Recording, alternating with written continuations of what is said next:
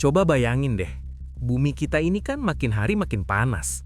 Es di kutub mulai mencair, dan cuaca makin gak karuan. Terus tiba-tiba muncul satu ide super ekstrim. Gimana kalau kita redupkan aja mataharinya? Kedengerannya persis kayak rencana jahat villain di film sci-fi kan? Tapi masalahnya, ini beneran lagi diusahain di dunia nyata loh. Dan tebak, siapa salah satu miliarder super kaya yang ikut nyuntikin dana buat proyek ini? Yap, bener banget, Bill Gates. Hari ini kita bakal bedah tuntas soal teknologi solar geoengineering. Kita bakal bahas kenapa ilmuwan sedunia sampai bikin petisi buat nolak keras ide ini. Apa dampak mengerikannya buat bumi, sampai teori konspirasi gila yang ngikutin di belakangnya. Seatbelt on, karena obrolan kali ini bakal bikin otak lu lumayan muter.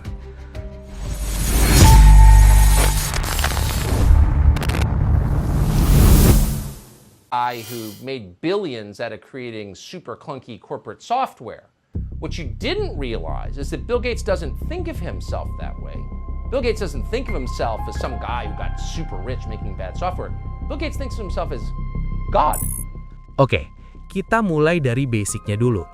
Apa sih sebenarnya solar geoengineering ini? Spesifiknya, proyek eksperimental yang didanai sama Bill Gates ini namanya SCOPEX, eksperimen dari University Harvard. Idenya tuh sebenarnya terinspirasi dari letusan gunung berapi.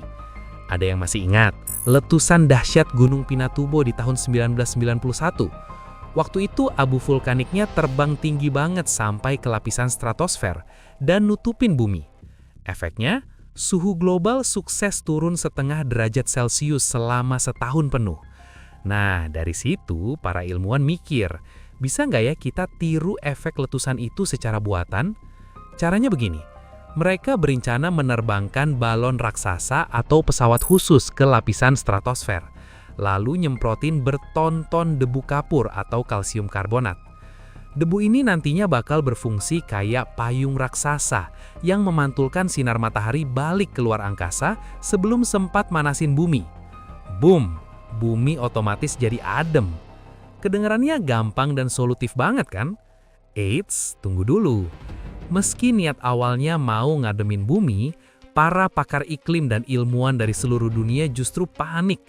Ratusan dari mereka bahkan sampai bikin surat terbuka buat nyetop proyek ini. Kenapa? Karena sistem bumi itu terlalu kompleks buat dihack pakai cara-cara instan. Kalau proyek ini sampai kejadian, bakal ada banyak hal yang belum pernah terjadi sebelumnya yang mengancam kita. Yang pertama, cuaca kacau balau. Nutupin matahari di satu titik bisa merusak pola cuaca di belahan bumi lain. Misalnya, siklon hujan di Asia atau Afrika bisa terganggu parah.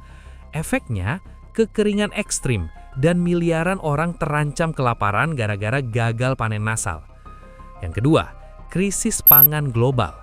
Tanaman butuh banget sinar matahari buat fotosintesis kan? Kalau matahari diredupkan, otomatis pertumbuhan hutan dan hasil pertanian global bakal merosot tajam. Yang ketiga, termination shock. Ini yang paling ngeri. Anggaplah kita sukses pakai payung debu ini selama 10 tahun, dan bumi jadi adem. Tapi gimana kalau tiba-tiba ada perang atau krisis yang bikin proyek penyemprotan debu ini berhenti mendadak? Suhu bumi yang tadinya tertahan bakal melonjak naik secara instan dan super drastis. Bumi bakal berasa kayak oven panas yang pintunya tiba-tiba dibuka. Hewan, tumbuhan, bahkan kita manusia nggak bakal punya waktu buat adaptasi. Nah, lu tahu sendirilah ya, di mana ada nama Bill Gates dan teknologi eksperimental, di situ internet udah siap sedia dengan teori konspirasinya. Gak butuh waktu lama buat ide ini digoreng habis-habisan sama netizen. Banyak yang percaya kalau pemerintah tuh sebenarnya diam-diam udah mulai nyemprotin zat kimia beracun lewat pesawat komersial dengan kedok menyelamatkan iklim. Istilah chemtrails 2.0 ini sebenarnya rebranding dari teori konspirasi lama yang disesuaikan dengan isu modern. Kalau dulu penganut chemtrails 1.0 percaya jejak asap putih dari pesawat itu racun buat ngontrol populasi, chemtrails 2.0 ini ngerasa lebih valid karena mereka pakai proyek sains nyata seperti SAI atau Stratospheric Aerosol Injection sebagai tamengnya. Ilmuwan memang berencana menyemprotkan aerosol ke langit. Jadi buat penganut konspirasi, ini adalah bukti kuat.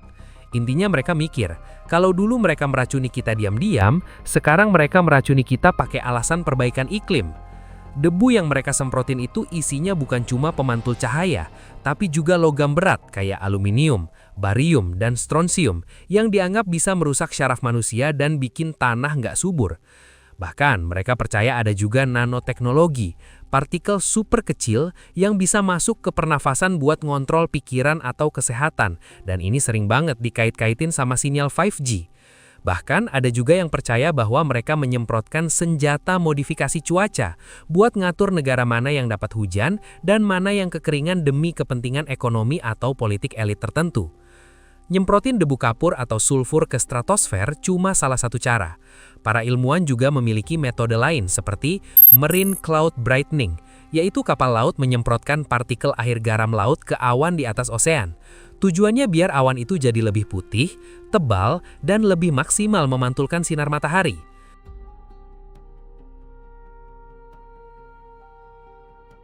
Space mirrors ini masih sangat teoritis, yaitu menempatkan cermin raksasa atau miliaran cermin kecil di luar angkasa atau orbit bumi untuk memblokir sebagian kecil cahaya matahari sebelum masuk ke atmosfer. Pernah nonton film Snowpiercer? Di film itu diceritain kalau di tahun 2014 para pemimpin dunia sepakat mengatasi pemanasan global dengan menyemprotkan zat kimia bernama CW7 ke atmosfer. Tapi sayangnya mereka kebablasan dan bikin bumi jadi bola es raksasa yang mematikan. Kaitannya jelas banget dengan proyek solar geoengineering.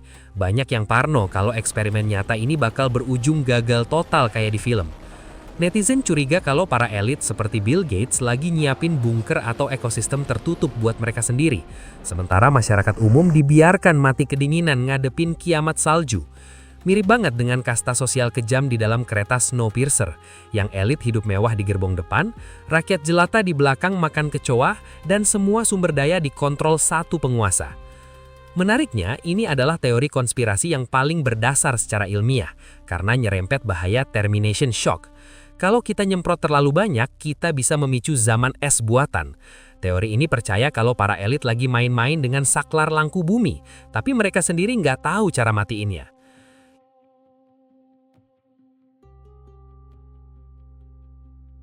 Ini teori konspirasi yang paling ekstrim.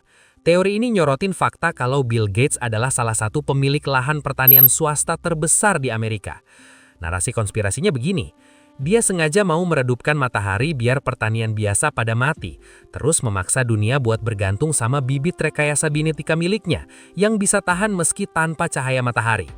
Terdengar gila banget, tapi di internet cerita ini laku keras banget. Benih GMO ini biasanya dipatenkan, yang artinya petani nggak boleh nyimpen sisa bibit dari panen tahun ini buat ditanam tahun depan. Mereka wajib beli baru setiap tahun. Ini dianggap sebagai bentuk penjajahan gaya baru yang bikin petani ketergantungan penuh sama korporasi raksasa jagat. Kalau semua orang dipaksa pakai bibit super yang seragam ini, bibit-bibit lokal yang udah ada ribuan tahun bisa terancam punah.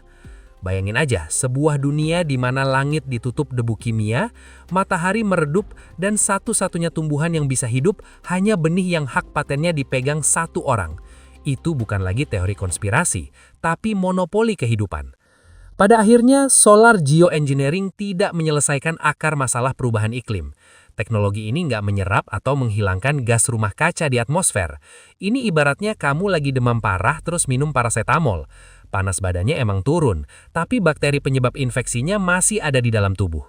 Karena CO2-nya masih ada, masalah lain seperti asidifikasi samudra atau air laut makin asam dan membunuh terumbu karang bakal terus terjadi meskipun suhu bumi mendingin.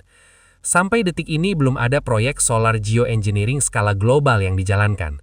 Hampir semua penelitian masih berupa pemodelan komputer yang sangat rumit atau eksperimen skala super kecil di laboratorium.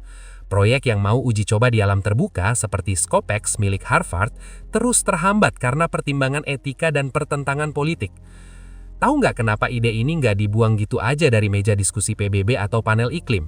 Karena secara ekonomi, nyemprotin aerosol ke langit itu jauh lebih murah daripada harus merombak seluruh sistem energi dunia dari batu bara atau minyak ke energi terbarukan. Estimasi biayanya hanya beberapa miliar dolar per tahun. Buat negara-negara adidaya, angka segitu sangat murah buat menunda kiamat iklim. Dan inilah yang ditakutkan para aktivis. Negara dan perusahaan fosil jadi males ngurangin emisi. Ini fakta hukum dan etika yang bikin pusing PBB. Gak ada aturan internasional yang jelas soal ini. Bumi itu bulat dan sistem cuacanya saling terhubung. Gimana kalau satu negara, misalnya Amerika atau Cina, nekat melakukan penyemprotan aerosol sepuhak karena negaranya udah kepanasan? Suhu negara mereka mungkin turun, tapi efek sampingnya bisa menggeser pola angin muson di India atau negara-negara di Afrika mengalami kekeringan ekstrim. Siapa yang berhak pegang termostat suhu bumi? Fakta medis dan ekologi lainnya, menyemprotkan partikel sulfur ke stratosfer terbukti secara kimiawi dapat menggerus lapisan ozon pelindung bumi. Kalau lapisan ozon menipis, radiasi UV berbahaya yang masuk ke bumi justru makin banyak, yang bisa memicu peningkatan kasus kanker kulit dan merusak plankton di laut. Fakta-fakta ini nunjukin bahwa ketakutan para ilmuwan sampai bikin petisi penolakan itu bukan karena mereka percaya konspirasi elit global, tapi karena risiko matematis dan ekologisnya memang terlalu besar. Kalau ngomongin siapa dalang di balik proyek ini, nama Bill Gates emang yang paling sering nampang di headline berita dan teori konspirasi. Tapi faktanya dia itu cuma bertindak sebagai si bos duit alias donaturnya aja. Dia nggak pakai just lab dan ngaduk-ngaduk bahan kimia di ruangan rahasia. Di balik layar, ada deretan ilmuwan top dunia dan miliarder Silicon Valley lainnya yang ikut jadi motor penggerak proyek solar geoengineering ini. Orang-orang ini adalah otak yang merancang eksperimennya. David Keith. Nah, ini dia tokoh sentralnya. Mantan profesor di Universitas Harvard, ini ibarat bapak solar geoengineering modern. Dia udah meneliti hal ini sejak lama banget dan nulis buku soal gimana teknologi ini bisa menyelamatkan iklim. Dia salah satu pendiri riset program geoengineering di Harvard. Frank Hughes. Dia adalah peneliti utama atau principal investigator untuk proyek Scopex di Harvard. Fokusnya adalah mencari tahu bahan kimia apa yang paling aman disemprotkan ke stratosfer. Makanya, dia milih debu kalsium karbonat ketimbang sulfur biar nggak merusak lapisan ozon. Eksperimen gila ini butuh dana yang gila juga. Selain pendanaan dari universitas, aliran dana terbesarnya datang dari kantong pribadi para miliarder filantropi. Bill Gates, dia mendanai riset ini lewat yayasan bernama Pfizer atau Fund for Innovative Climate and Energy Research. Dustin Moskovitz. Udah pada tahu kan kalau elit teknologi pada ngumpul di sini. Salah satu co-founder Facebook ini ikut nyuntikin dana jutaan dolar buat riset geoengineering lewat yayasannya Open Philanthropy. Yayasan raksasa lainnya, termasuk Alfred P. Sloan Foundation dan Hewlett Foundation, lembaga-lembaga yang rajin banget ngasih hibah buat penelitian sains tingkat tinggi. Kalau Harvard dan Bill Gates masih main aman di atas kertas dan tertahan aturan PBB, ada satu orang yang nekat ngambil jalan pintas dan bikin heboh dunia nyata baru-baru ini. Luke Eisenman dan startup Make Sunsets. Di saat ilmuwan lain masih berdebat soal etika, cowok ini bikin startup bernama Make Sunsets dan beneran menerbangkan balon cuaca berisi sulfur dioksida di langit Meksiko pada akhir 2022. Parahnya, dia ngelakuin itu tanpa izin dari pemerintah Meksiko maupun ilmuwan manapun. Gara-gara aksi nekat si Luke ini, pemerintah Meksiko ngamuk dan langsung melarang keras semua bentuk eksperimen solar geoengineering di negara mereka.